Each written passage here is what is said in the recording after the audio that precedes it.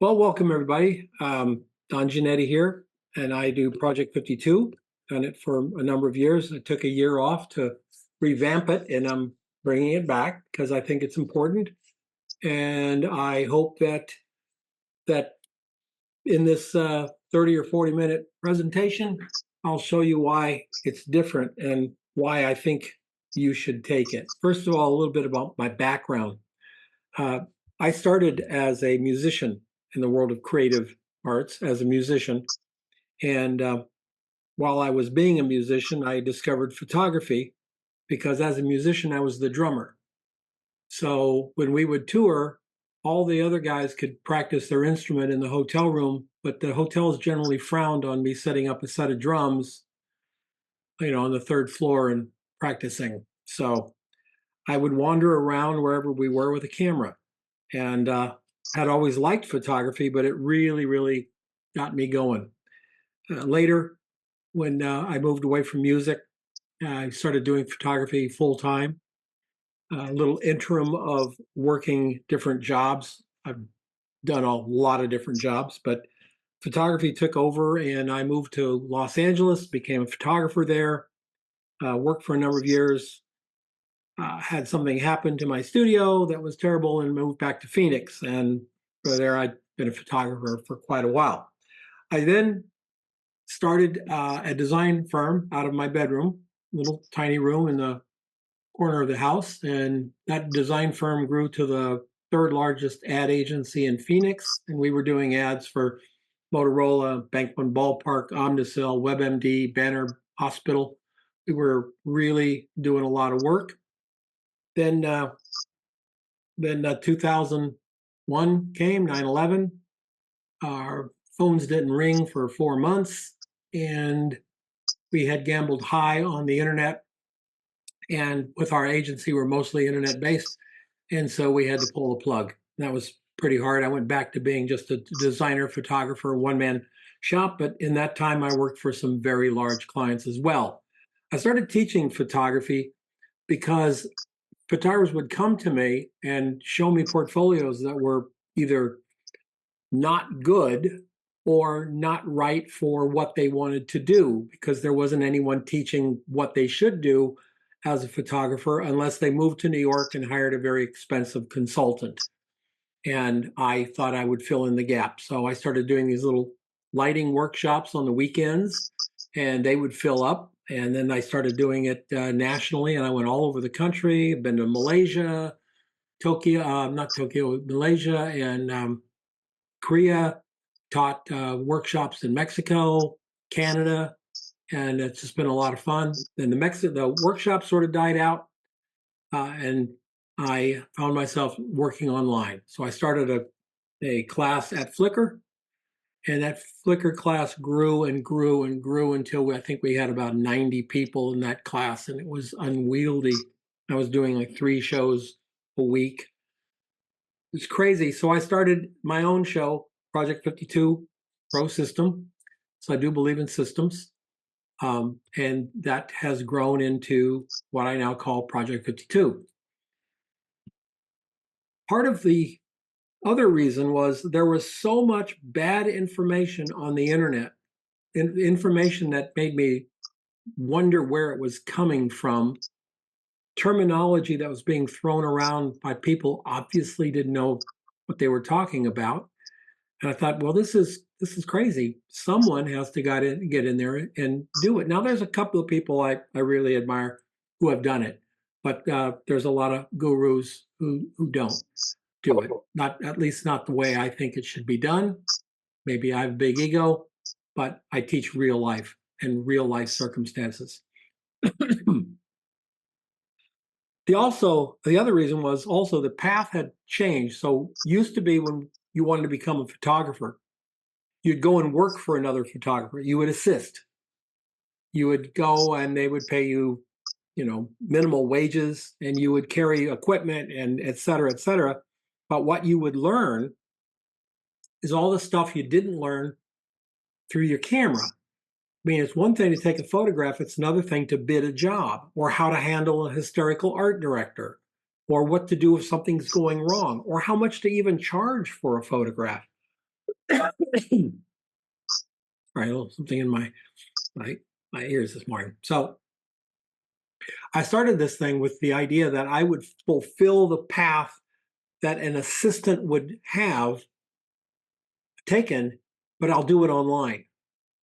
So that's the part. I teach the part you wouldn't have learned if you were wanting to start a business. So if you had been hanging out with another photographer that was doing a lot of work, you'd pick it up. How to build a set, how to build business, how to go out and put something together for a portfolio, and on and on and on. So that's Project 52. At the end of Project 52, you should be well equipped to enter the marketplace. In fact, probably by halfway through the class, you'd be welcomed into the marketplace. Something else I discovered, I really enjoy working with people who are older, because especially people starting second careers, because they have been always told they can't do it. Can't teach an old dog new tricks, etc. Some of us old dogs already know a lot of tricks. So don't be worried about what we don't know. We know plenty.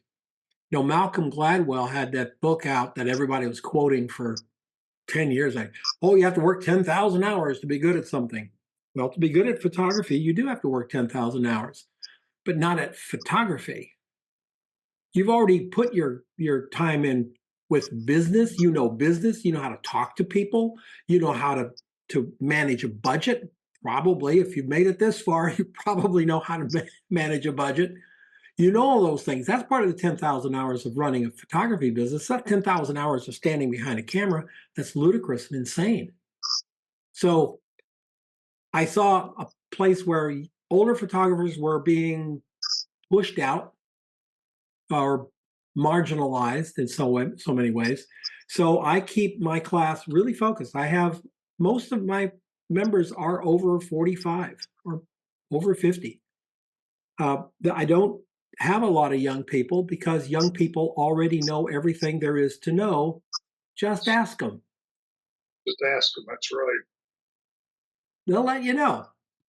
So I really focus on the people of my tribe. Now, is it successful? It's as successful as you make it. I'll give you all the tools, but I can't get you out of the door. I can't get you on the phone. I can't get you to do that. But if you do it, you can do it very well and make it. Why I teach my class and how I teach my class differently. Well, a lot of people have great workshops online, and you can go there and sign up, and then you get videos that you can watch. But you don't get any critique on those images that you create. You never hear from the instructor. You just watch pictures and videos. You know what that tends to do? It tends to make you believe that there's only one way to do something. So let's say I do a video on how to shoot a beer. That's great.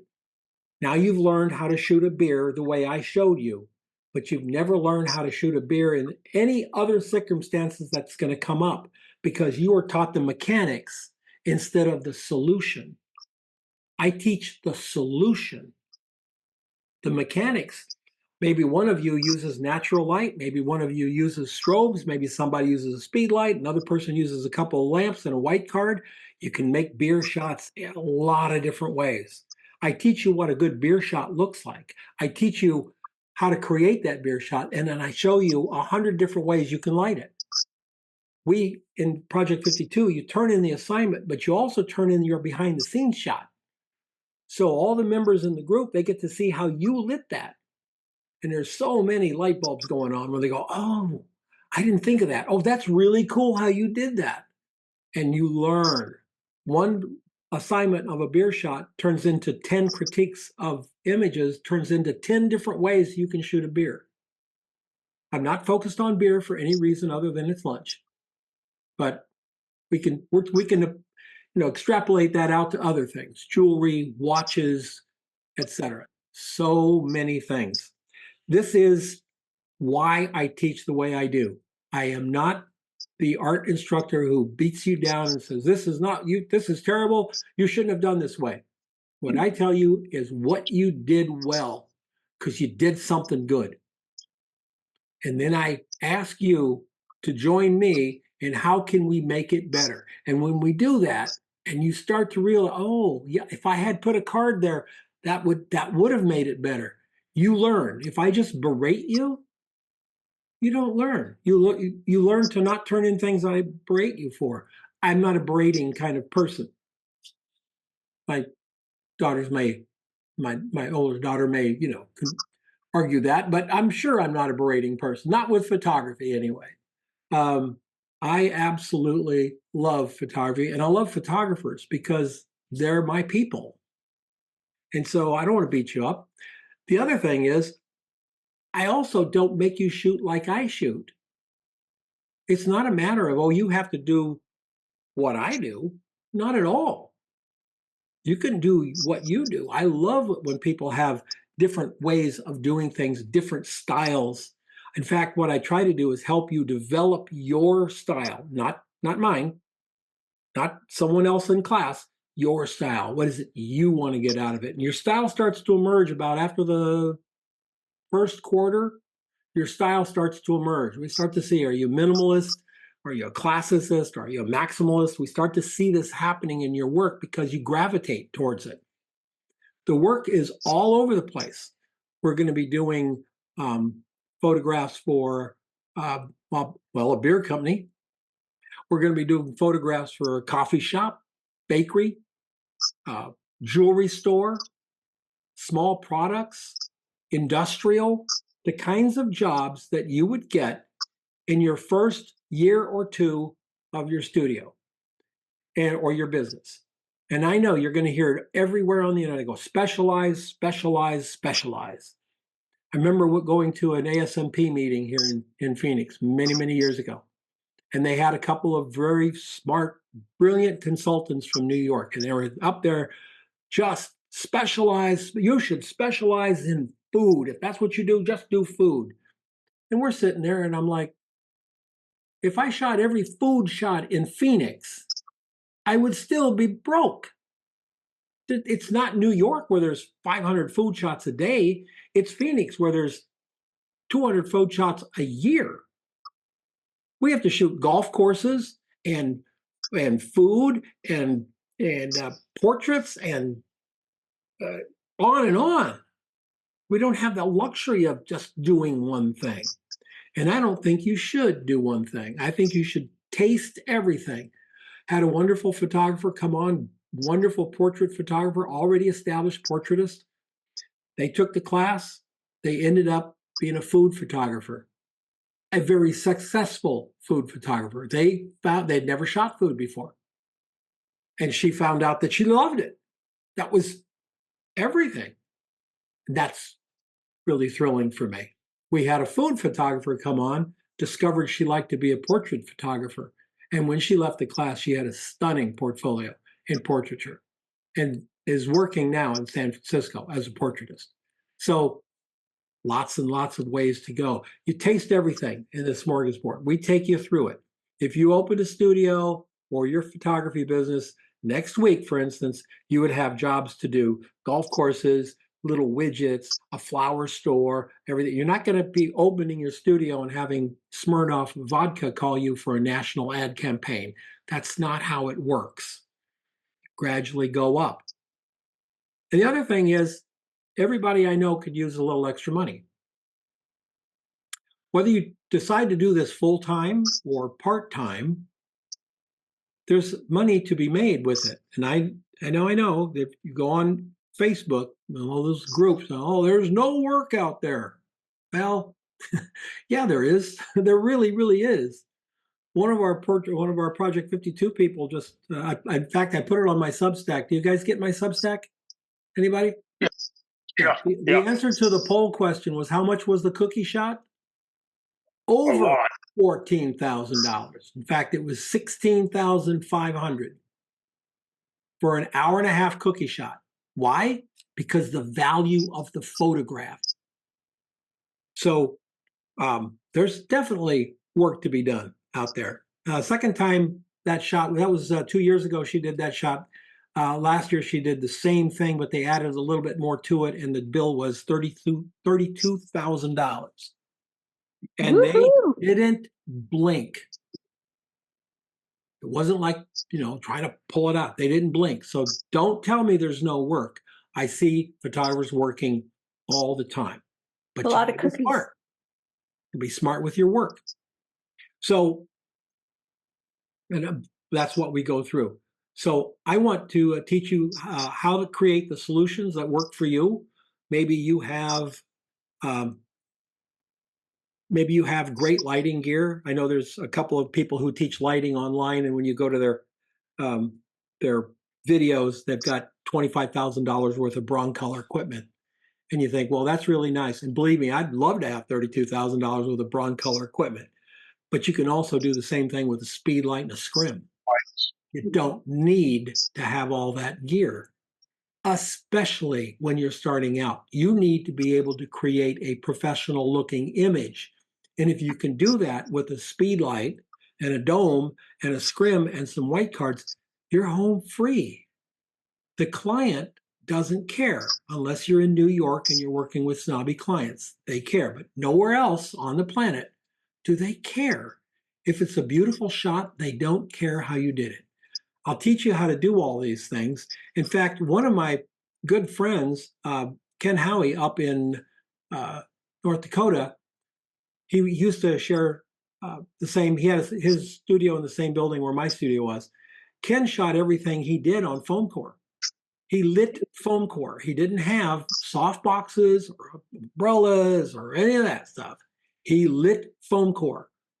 $20 foam core board and a light is what he used. He shot for Ryobi, Fender guitar. He shot every Fender guitar for 20 years was shot by Ken with foam core and lights. So, it can be done. I have a friend in California who shoots food, and all she ever uses is a window. And if it's cloudy outside and she can't get the window light, she goes outside with her strobe under the awning and puts the strobe outside and still shoots with the window. So, you can do it. I also teach you what the challenges are and what you can expect. You're always going to be challenged. Every job is a challenge. A couple of years ago, at the end of a class, I went back a year and we had a meeting, and I said, okay, we did 52 photos. How many of those prepared you for your first shot? Not a one. They said the first shot that came in the door, first job, was nothing like any of the 52 that we had done. Welcome to the real world. I can't prepare you for every job, but I'm going to prepare you to figure out what they need and how to get it. That's what we do. So figuring out what the challenges are and how you can meet what they expect. Clients want something. What you're going to learn in a kind of a nutshell here is professional standards and pricing, because I think standards and pricing are important. And again, if you're going to be full-time or part-time, or you just want to learn to be a much better photographer than you are, which this class will do for you, guaranteed, it's nice to know the better ways to go. And I know y'all see online, you see these return on investment calculators. Have you seen those? You put in how much you need to make a month, and then what you do, and then they tell you how many jobs you need at that money to make. That's not how this part of the business works. It might be how maternity workers, photographers do it. Maybe how baby photographers do it. Not this work. I'll give you an example. You're going to do a headshot of Margaret, a new model. Margaret comes to your studio, and you do a headshot for her. It's for Margaret. And you charge her, I think the going rate pretty much nationally is around between $150 and $250 for a headshot. So you shoot it for $250. You bring in your makeup artist and you bring in your assistant and you do the shot. And it's such a good shot that, by the way, Maybelline hires Margaret next month for a Maybelline ad. So Margaret comes in and you bring in your makeup artist and your assistant and you do a headshot of Margaret for Maybelline. Is it $250? Oh, no. We're looking way up 25,000, 30,000, depends. Is this an international piece? Could be easily $40,000. or more. So how do you do an ROI based on your product? Your product's a headshot. This doesn't make sense. What it makes sense is you do it on the value of it, and it shows you how you can grow the value of your work to get to that part. I believe with all my heart that within a year, a photographer who does what they need to do should be able to have a business doing between $40,000 and $50,000 commercial work a year. That's not anything to write home about, but that's your first year. You build on that. There's part-time photographers out there doing $25,000 a year. Just, they're retired and they just want to make some extra money. Making money with photography is better than any other thing I know of. A bad day at photography beats a good day at doing pretty much anything else. Okay, we're going to learn what the client needs so that you can walk them through it. We're going to learn all about lighting, from simple lighting with white cards and bounced light from the window to strobes and speed lights and hot lights, or continuous lights, I should say. We're going to learn about composition for commercial photography. Composition is an integral part of what we do, because sometimes they want a square and sometimes they want a vertical and sometimes they want a horizontal, and we want to be able to shoot a double spread, and we want to be able to shoot a cover, and we want to be able to shoot for the web, etc. And all of those are compositional challenges. They are. That's the biggest challenge.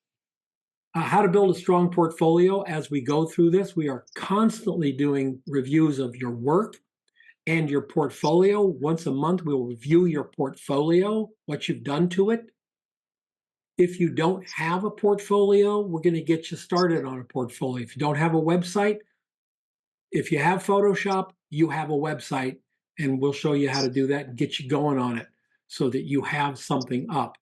It's never too early to start your website. It's never too early to start your portfolio, because your portfolio never ends. There's no finished portfolio. There's just one that you're working on. We're going to teach you how to create your brand, whatever that brand is. Your brand is how people recognize you when you're not there. And it's really, really important. We're not going to go through what colors you should use. We're not going to go through, like, are you a winter or a summer and all that garbage. We're going to go into really quickly how you can create a brand and use that brand for consistency. Marketing strategies that work. By following the things that I want you to do, marketing ways, you'll have clients asking for work within the first quarter of what we're doing here. If you say, well, I don't really, really want to be a commercial photographer, I'm fine with that. I'm good with that. If you want to sell prints as fine art, we're going to work on that as well. We're going to work on that as well. Absolutely. Strategies to help grow your business, and lots of ancillary skills, including design. I think as photographers, you've got to know a little design. You really do. The design is going to happen because our client's going to need some photographs for their flower shop. And you might be able to then help design the flyer for that image that you just did, thereby doubling your income. So instead of just getting the photograph, you got the photograph and the design. Photographers will tell you, oh, photographers aren't good designers. Yes, they are. That's exactly what a photographer does. The moment they put a camera up to their eye, that's what they do. They're designing. They have elements in the frame and they move them around. What photographers are not good at is typography. Typography can be learned. In fact, typography can be learned to the level that you need to learn it pretty easily. We're going to work on that. We're going to be able to show you how to create your own marketing pieces, your own flyers, your own postcards that you send out, your own website. If you want a website, we'll walk you through building your website with Divi, and you can then have a professional website that you're maintaining. And by the end of the class, you'll be able to build websites for other people if you want to. I'm always on the lookout for the ways to pick up extra money. When I moved from being a photographer to being a designer who did photography, I did it because I was tired of not being paid as a photographer. At the time, the ad agencies in Phoenix were doing 60 and 90-day payouts. So I would bill them and wait 90 days for my money. The lab wanted theirs in 30.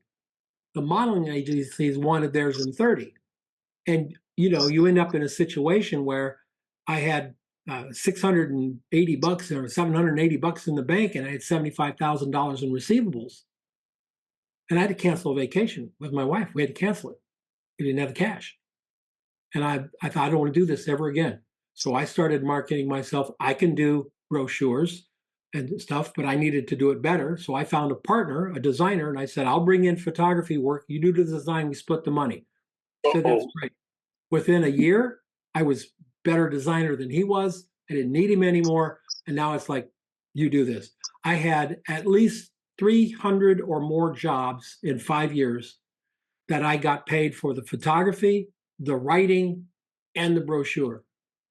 I triple dipped. So that $3,000 photo shoot would turn into 10. Wish I'd saved all that money, but hey, yesterday is yesterday. Anyway, we're going to learn those ancillary things, some design, some web stuff, typography. You're going to be blending it in. Some of your assignments, not only will you do the photograph, but you'll also design the brochure cover for it. You also design some type, etc. And that'll be a lot of fun and add to your portfolio and your skill set. Also going to be doing motion, not video. So I want to make every sure. The video is when you have a microphone and you're doing video. We're going to do motion, no audio, motion. So video clips, up to 9 seconds, etc. Hold your questions till the end if you can. 9-second video clips, maybe some stop motion things, but definitely some motion added to it. So if you work the class the way that I ask you to, it starts to pay off really quick. One of our members came to me on the first week of class and said, do you think I can do this? Because I need to make the money back for the class. And I said, this is a fantastic idea. Every assignment you get, treat it like a real gig. So the first assignment that we gave is a shoot a stranger. That was fine. Photograph a stranger. The reason we do that is eat the frog first. Most of everybody hates to photograph strangers, right? That's the hardest thing. Some people say, so I don't, that's the worst thing. Great, we'll do it first. We'll get it out of the way, right? You can shoot a stranger, you can shoot anything. The next one is a coffee shop. So she went to a local coffee shop and said, can I do this photograph for you? I need it for my class. I'll give you a photograph if you give me access to really cute coffee shop. And they said, sure, come on in. And she went in and she did the assignment for me. And she gave them 3 pictures from the photo shoot for letting her use the coffee shop. All part of the plan. They had never seen good photographs like that. All they'd ever done with their coffee shops are their phone shots, right? 2 days later, phone call. Hey, can we talk to you about doing some shots for the coffee shop? She said, well, you sure can. Let's discuss. So she was in class for 1 week before she made all the money of class back plus more. So treat the assignments like jobs. Treat them like, well, this is for a lumber company. Let me go talk to the lumber company. Let's see if I can trade out access to doing a really cool shot for my portfolio, give them a shot. You never know. How many people have approached lumber companies to do photography? I'm going to go out on a limb and say really very few. They're all attacking the ad agencies. They're all going after the low-hanging fruit. And I'm saying photography work everywhere. You'll make your money back and you'll have fun doing it. And the other thing is, it doesn't hurt your reputation. Let's say you go to the lumber yard and you don't do a really good job with it. It's not the best that you could have done. Your reputation isn't harmed, right? You did it for class. You didn't charge them anything. That is nothing ventured, nothing lost. There's no way you can lose in this thing. You can only win. So it really, really can work out very well. Project 52 is unique. There's no other class that I know of that does live shows and live critiques and blends all the things I do holistically together. So I hope it's something that that you're interested in, and you can go over to www.project522016.com, www.project52pro2016.com, and see a lot of other information there. So that's my little pitch for Project 52. I do have a book for you guys, and I will, how am I going to do that?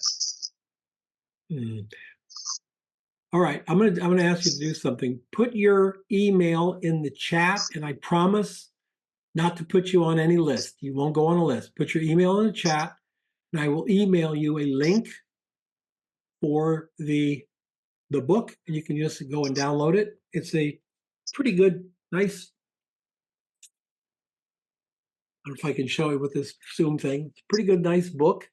It's a PDF, of course, but it is absolutely full of information you can use to build your creative photography business. So I normally it's not for sale right now, but when it goes up for sale at Blurb, it's $50. It's $25 if you order it electronically, but I will give it to you guys for sticking around for the whole pitch here. So now at this point, put your email in. I promise if you're not already in my email thing, I won't add you to it. If so, don't worry about that. And those of you who know me know that I am not really big on sending out hundreds of emails to beg you to come to my class. That annoys the hell out of me. I get one guy that I keep him on my email list only because I'm amused. He's a very, very good photographer, but he sends me like 3 emails a day. Like, oh, I got this new preset. Check out this new preset. 24 hours and a preset's gone. 23 hours and a preset's gone. 22 and on and on and on. You know, and it's like, oh, okay, I can't do that. Won't do that. So, all right. So, any questions? Could you repeat that Project 52 website again? I'm sorry. Yes, it is. It's www.project52pro, P-R-O, 2016 Thank you. So can you, for some of us that have done it, been exposed to Project 52, and you say this is some new stuff, give us a little hint of some of the new stuff. Yeah, creating a poster. Do you remember the red balloon assignment, Veronica? Yeah, I didn't do that one, but yes, I remember. I was familiar with it. This time, it's still the red balloon assignment, but you have to do it as a poster for an arts fair. Oh, yeah, including the name of the arts fair and the text and everything. So it's not only the photograph that you're doing, but you're also going to put it in a poster. You can do a little design work with it. Are we going to be doing more media stuff as well in some of this stuff? What do you mean media stuff? Like the creative course that you did? Yes. Okay. Yes. We're mixing some of that in. Yes. Okay, great. This is still a photography course, but we're right. But you're expanding our skills so that we can be more valuable. We're also going to teach you how to make money in your sleep. And I know a lot of people plan to do that. They sell it on the internet all the time. No, I'm practically going to do it. I'm taking naps. I would love it. So let me ask you this. What would happen to you right now, Veronica, if someone came to you and said, we love your photography. Can you help us with our website? I would say yes. Can you help them with the website? Yes. Oh, I didn't know you built websites. I do. Oh, okay. And I would have you help me. Well, yeah, but if you didn't do websites, that would be a lot of people would go, yeah, I can do the photography, but I can't do the website, right? Yes, you can. Right, yes. How does an advertising agency create a website? Do they do it or do they hire a web developer? They probably hire a web They developer. hire a web You'd developer. be the broker, so you're the broker. Can you hire a web developer?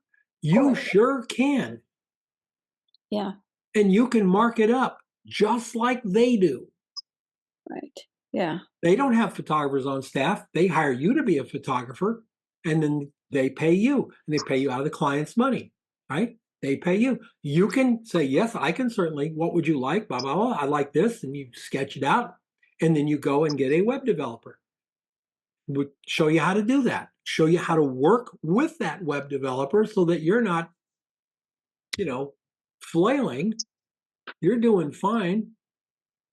And if they said, well, can you help us with our writing? Well, maybe you're not a great writer. So yeah, I can. We'll show you how to find a writer that you can work with. And that writer will bill you $25 an hour, and you can bill your client $50 an hour. Mhm. Mhm. That's how photographers are going to succeed going forward. And I'm seeing it already. A lot of photographers are already doing video, right? We know video is part of the photography experience now. Right. But they're also branching out and realizing that in the days of the internet, you can do an awful lot for your client. What is our job as a commercial photographer? Um, It's not to make photographs. to meet the needs of our clients. Exactly. To help Satisfy our them. clients make more money, get more buzz, whatever, to help our clients. Therefore, I can confidently say, I will never use AI for my own art. You'll never find me at Midjourney or on Adobe Firefly making something and then putting it up and say, look, I made this. Never. But if my client needs something and Adobe Firefly can do it, I'm not even going to hesitate. Great. Great. Oh, you want me to generate a bar? Sure. Let me generate. Oh, this is good. I'll do it because my job is to help my client, not to own my art. My art is separate from what I do as a commercial photographer. And if you can satisfy the needs of your clients, you will be happy. All you need is 5 or 6 clients to have a pretty good side income. I don't think that'd be enough for full time. It'd be a hell of a side income. Mhm.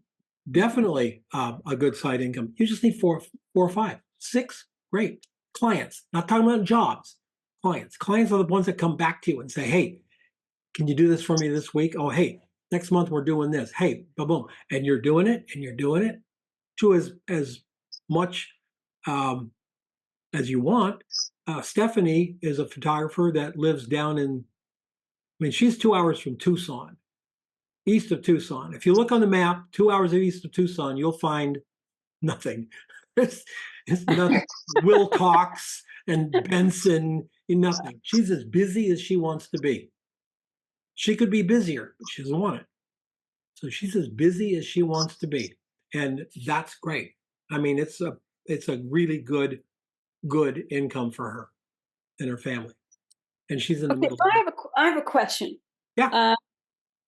I think I'm pretty sure I'm going to move. I'm going to probably move to Colorado, and so when companies hire you, they will send you their product, right? But what if it's food, like the cookies? Do they send you the cookies, or how is that when you don't live near them? Don't live near Near the company that wants to hire you to shoot their product. Or they'll send it to you. I love this. I love this true story. 5 years ago, Brett Doss was asked by a snare drum company to photograph their snare drum, brand new snare drum style. You could tune the snare drum to different tunings by just a little lever. It was amazing for snare drummers. It's an amazing thing. They couldn't find a photographer. They couldn't find a photographer, so they hired um, him to do it. He lives in Seattle. The snare drum company was a mile and a half down the road from me. Oh. Okay. So they don't have a problem. They'll Brett did a great job for him. Also a great bidding story.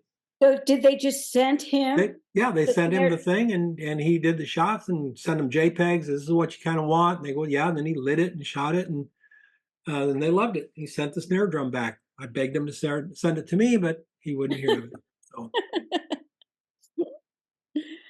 yeah, Oh, yeah, they will.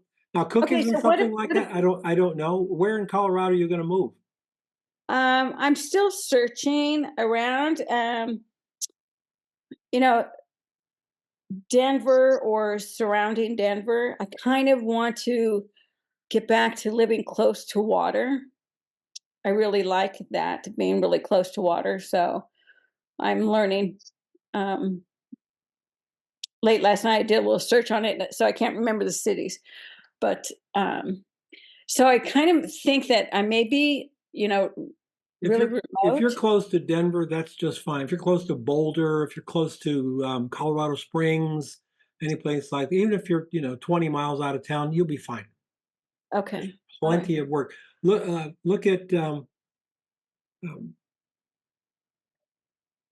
darn it, Ryan. Ryan's in Delta, Colorado. Population 9,000 people. He's shooting Oh. every day. Oh, he is Ryan. What, McGee? Yeah, I mean the closest client, the closest big town is Grand Junction. And it's Oh, 80,000 people. okay. He's Montrose, Delta. Can't get to Gunnison anymore. I don't know if you know that the roads washed out. So Oh no. yeah, there's a bridge that's damaged, so they have to drive all the way up through Aspen and down to get to Gunnison. That's a pain. That's a real pain. 147-mile detour. Wow. Wow. Yep. That's extra charge to the client. I canceled that Route 550 for my motorcycle ride. I don't think I'm going to be doing that. Oh. Okay, So- so for like Jennifer, when she had that cookie assignment, so did she go to a Subway and No. did they send her cookies? Yep. Send her a lot of cookies. They sent her the box full of the cookies and the soda cups, and she set up the shot and did it. Oh, okay, cool. Right on. Yeah, restaurants you probably have to be at the restaurant, but other than that, products and stuff they don't care. They'll package it up and send it. How is Judy Daugherty doing? Isn't she in Colorado also? Yeah, she's doing fine. She's doing fine. Lots of work. Oh, right on. Yeah, Kent, did you have a question earlier? Oh, I have lots of questions. I have lots of questions. First, I wanted to say, though, that I don't know whether these folks have investigated it, but if they're interested in motion graphics, all of these sports teams, whether pro sports, college sports, baseball, basketball, football, they're crazy for that stuff. And they will be probably forever. They need people at their games who can just grab highlights, whether it's a home run at a baseball game or a touchdown, whatever. They are going crazy for good video, and then they put those clips onto their message boards and Anybody online. who's on social media, any So- company that's on social media is looking for motion graphics. So Yeah. motion is like you said, just like a sound bite, so to speak. It's just Yeah, it's a clip, video clip with words over it. If you want audio, you put music to it. and so or voiceover. I could use my Canon 7D for stuff like that. Absolutely. Okay, because there's somebody that's close by here on Craigslist, and they wanted something like that.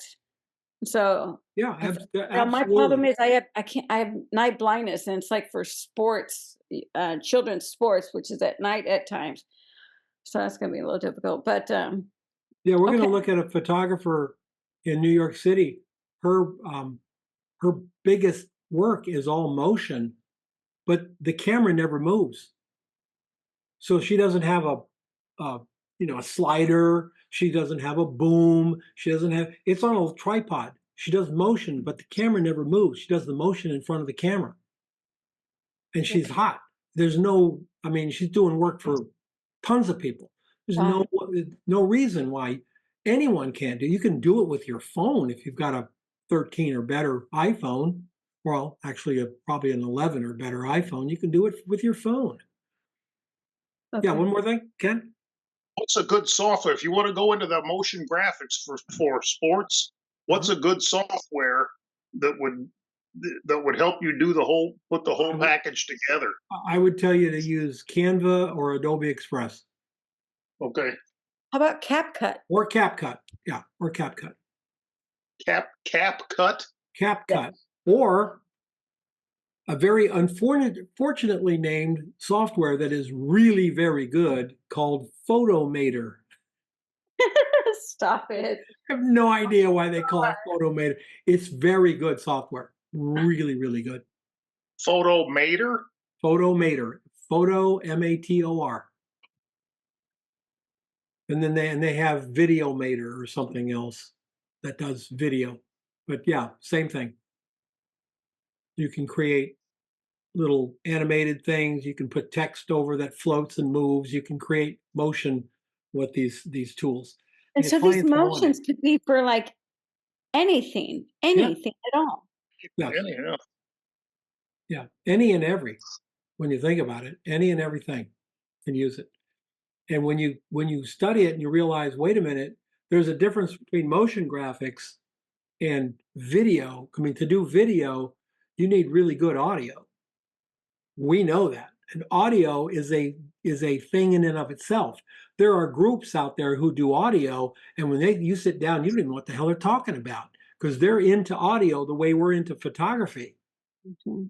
We just can't go out and buy a microphone and start doing video. You really got to know audio on it. So, but with video clips, look at those places that sell the clips. They sell the video clips. What, Photo Stories or something? They're just Uh, 8 and 12 minute clips of silence. Waves or leaves rustling and everything. Tens of thousands of video clips. That Oh my tells you that there's a goodness. market for video clips. That your client could use video clips, and that Wow. you can market that work. Could you even sell some of these video clips to a stock photography? Yeah, you could. Absolutely.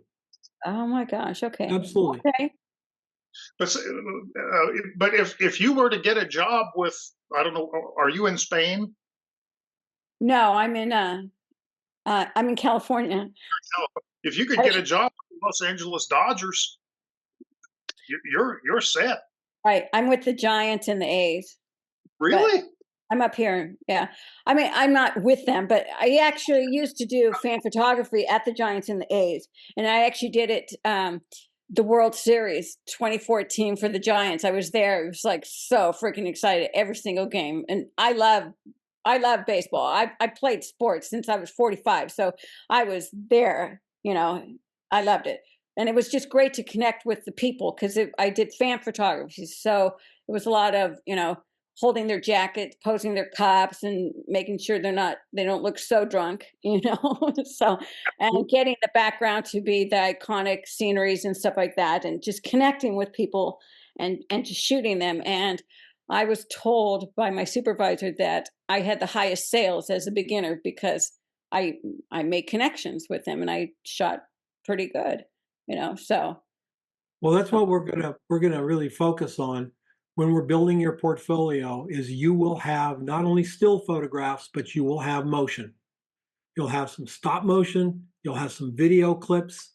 You might make a little 1 minute film, little 1 minute film with type and everything else, all to add to that portfolio that gives you a higher possibility rate of getting a gig. When we have street and sidewalk repairs happening right now on my property. So it just makes me think I should go do some of that stuff. you You know, should definitely go do some of that. Keep faces out of it, but get the, close up of the chisel in the ground, Right. whatever. Yes, Yeah. yes, you should. Right, because that's not going to happen in a long while. Nope. So And it's would be probably great, footage that's worth something. right? Okay. Well, okay, folks, I have taken up your time. Yeah, Ken? I have a lot more questions. Um, It's been a while since we talked. okay, this may not be the forum for that because this really was for Okay. Project 52, but let's just send me an email. We'll set up a call and I answer all your questions. Okay, you can probably do it through email too. Okay. Okay, that's fine. All right, everybody. Thank you very much. If you want to look into Project 52, it is project52pro2016.com. And those of you who came on late, if you put your email address in the chat, I promise I will throw the chat away. I will never use your emails, but I will send you a link to the book that I promised. So put your email in there and I'll send you a one-time email and then we're done. And a shout out to Phyllis and Billy, who I recognize. So you guys are doing well. And everybody else, have a great one, and we'll see you next time. Take care.